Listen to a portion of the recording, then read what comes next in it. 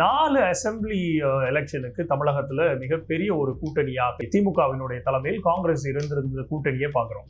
அப்போ இன்றைக்கு அந்த கூட்டணியில ஒரு விதமான ஒரு பிளவுகளை ஏற்படுத்துறதுக்காக ஒரு வித குரல்கள் எழுந்திருக்கிறத தெளிவாக தெரிகிறது இன்றைய தமிழகத்தினுடைய அரசியல் சூழ்நிலையில. இதற்கு காரணகர்த்தாவாக ராகுல் காந்தி இருக்கிறாரா அப்படிங்கிற ஒரு பார்வையும் இருக்குது. ஏன்னா ராகுல் காந்தி பின்னாடி இருந்து தாவேகா என்ற ஒரு புதிய கட்சி ஆரம்பிச்சதுல இருந்து அதன் மேல ஒரு நாட்டமாக ஒரு தேர்ட் ஃப்ரண்டாக தாவேகா மாறும், அதற்கு காங்கிரசினுடைய கூட்டணி அமையும் போது இன்னும் அது ஒரு தேர்ட் ஃப்ரண்டாக வலிமை பெறும் அப்படிங்கிற ஒரு பார்வையை ராகுல் காந்தி பெற்றிருக்கிறாரா அப்படிங்கிற ஒரு பார்வை இருக்குது. இந்த சூழ்நிலையில்தான் காங்கிரசினுடைய கமிட்டியினுடைய கூட்டம் டெல்லியில முந்தா நாள் நடந்துச்சு.